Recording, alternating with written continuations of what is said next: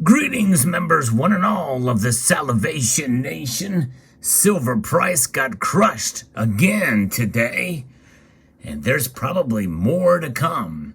Let's explore.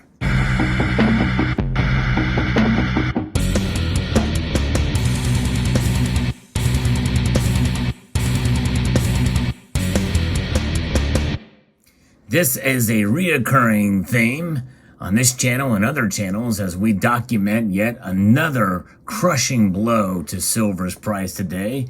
It is the SMACKDOwn. You can use whatever term you want. Silver got hit hard today.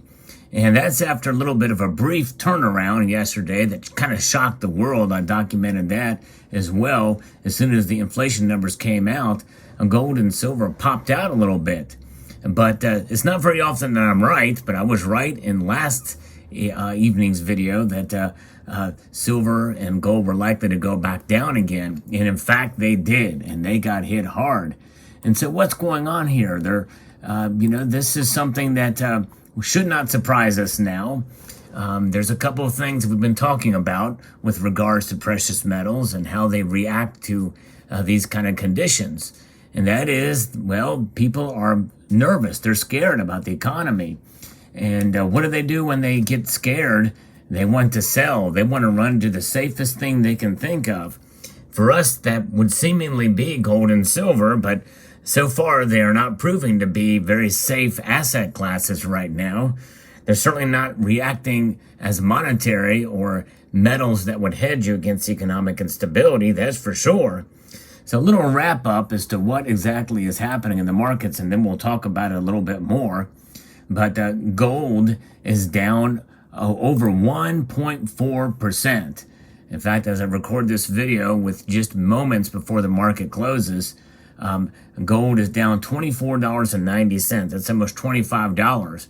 That's a pretty big drop for gold, sitting at $1,711.70. It got pretty close to $1,600 and the high 1600s earlier today, but nonetheless, silver dropped earlier today about $1. In fact, it was almost exactly $1 that it dropped. It's actually regained some ground, but it's almost lost 4% right now.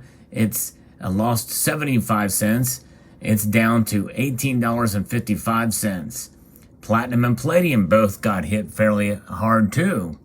But the one metal that stood out and actually gained 3.5% exactly is indeed rhodium, of all metals. Crazy to think about.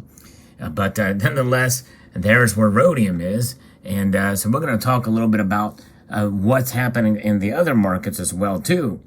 Copper is actually up very, very slightly, and that's a metal to watch to see where things are going. I'll maybe talk about that in another video, but it's essentially effectively kind of just sitting there, not doing a whole lot. And nickel is up 23 cents. Crude oil is actually up 14 cents to $96.44. The Dow Jones Industrial Average didn't get hit as hard as gold and silver did. It's down modestly, just about 142 points. The NASDAQ is actually up, and the S&P 500 is down 11.4 points. Bitcoin, though, is rebounding, believe it or not. Crazy times indeed. Bitcoin is up now over 20,000 again, up $426.50 per Bitcoin.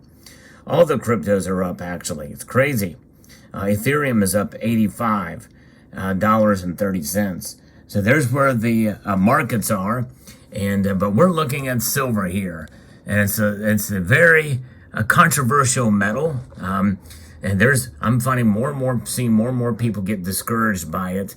The price movement, and we're going to talk a little bit about that discouragement with regards to manipulation and what some are saying about it, because some people feel like this has got to be manipulation or short-term suppression, and it could be. I don't know. I'm open to that possibility, but let's take a look at some of the more plausible things in terms of the natural market forces that are at play here, and that is these strong price declines amid another hot U.S. inflation report, and gold prices are solidly down and hit an 11-month low, according to Jim Wyckoff here at Kidco News. And early trading on Thursday, and prices for silver are down sharply, notched a 2-year low overnight. The U.S. today got another inflation report that ran hot, further suggesting the Federal Reserve will keep its foot on the gas on aggressively tightening U.S. monetary policy. In fact, that is what we're going to talk about as to why the precious metals are lower. And that is one thing that's pinning it down too, as I just mentioned in another video, which, by the way, circumvents even the dollar index. The U.S. report here, the August gold futures being down, silver futures down, as we know. And then the producer price index report came out, and that came in hot at up 1.1% from May and up 11.1% year over year. The producer price index will give us an indication of what the next CPI numbers will be, and likely, probably as we start to see that we're going to be moving into a phase of having numbers that are going to be stacked on top of really high numbers in the prior year, it's very likely that the inflation numbers will go down next month because of the way that they're being reported as to when they had gone up before. So think about it. If June's inflation report was sitting at 4 or 5%, and then July of 2021 it went up to 6 to 7%, and inflation goes down for the July numbers for 2022 to let's say 7.5%, it's still worse inflation than we saw with a 9.1%. If you do the math, it's actually worse, but the politicians and the powers that be will make it seem like it's better. But you got to look at the charts and see what the basis for the increase is. It's not better, and it won't be better. It will be worse, but the politicians and the powers that be will try to spin it in the other direction. So rising bond yields, a strong U.S. dollar index, and falling crude oil prices are all bearish elements working against the metals market bulls at present, even though oil is up a little bit. Recession fears and the resulting reduced consumer and commercial demand for metals are also squelching the bulls. And that's just it. And seems diametrically opposed. A lot of people just don't get that with inflation running very, very hot here in the United States, and even worse in other countries, with talk of likely we are probably in a reflation or are in a recession or very close to getting into a recession. Why are these metals not up more? And what it is, it's the dollar. People running to the safety of the dollar. And the bane of our existence is this Federal Reserve note here. And that Federal Reserve note is even though it's losing value by that measure, it's seen as a safe haven for some. Crazy, but that's the way it is. That's the way it is compared to other currencies out there. The cleanest dirty shirt in the laundry pile. Getting dirtier by the day. Every time it's worn, it's getting dirtier. But rising bond yields, a strong U.S. dollar, and these are things that are having an effect.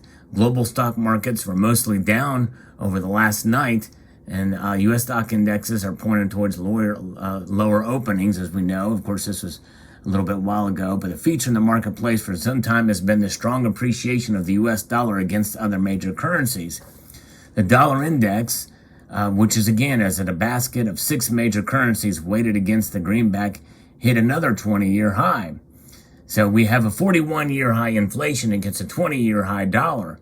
The significant interest rate differentials in major economies with U.S. rates being higher is prompted the so-called carry trade to be prominent, whereby international traders and institutions swap out their own currencies in favor of owning the U.S. dollar.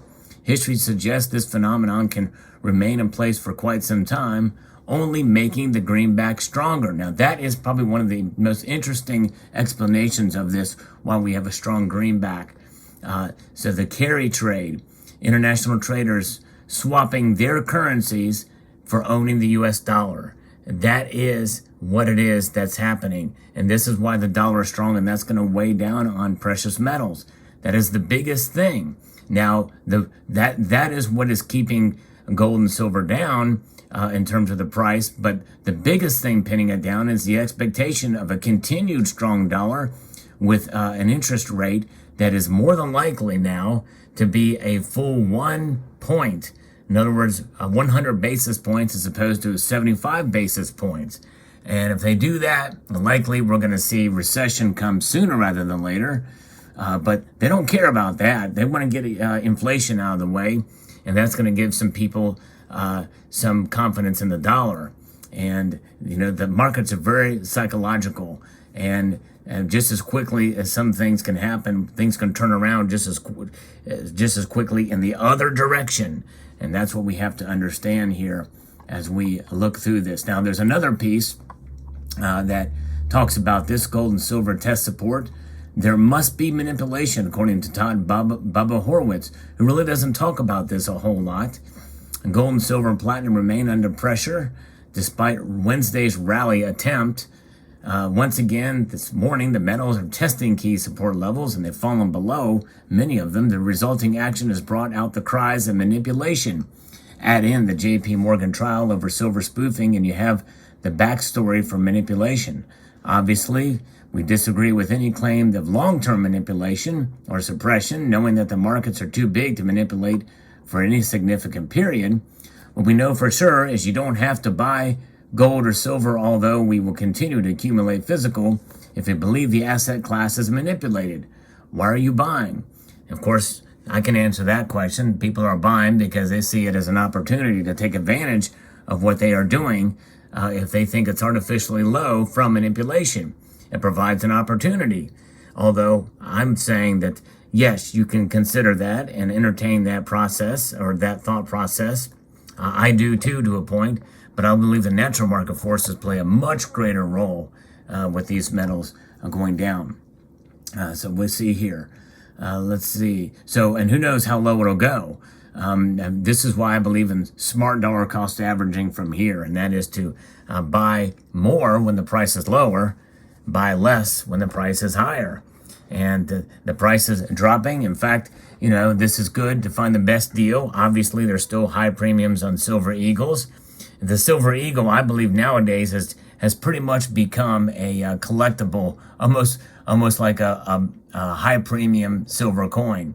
But these coins here, the Krugerrand, is definitely one that you can find a fairly good deal on. And same thing with the Britannias here. Britannias, fairly good deals on those. Maple Leafs, still somewhat of a high premium. Also the silver kangaroos. Now, there are some higher premium pieces that are going down in price as well too, along with spot. Some of those things, some of the rounds and things like that are tracked with spot, even with high premiums. I was just notified today that the Salivate metal round, and I watched the prices. I wanted to see kind of where it would go. It was tracking down along with the premium. So in other words, the premium did not change and the spot price went down. These things were selling for like $66 or some when the prices kind of dipped down. And I thought, well, there you go. That's not bad, but still pretty high premium. But nonetheless, I was notified by JM Bullion that they have cut the premium on these, and now they are selling for lower than the spot price for Silver Eagles now per ounce. So if you're interested, you can see the link in the description below. They are heavily discounted for what they are. Still a premium on them, obviously, but this is not a stackable piece of silver. This is not bullion. This should never be looked at as a bullion piece. But if you're interested in the 2-ounce Salivate metal round, they are on sale for a limited time. I'm not sure exactly how long that will be, but just keep that in mind. So I hope you found this video insightful. I would like to extend a multitude of gratitude to you all for taking the time to watch, and to encourage you to please rate, share, comment, and subscribe.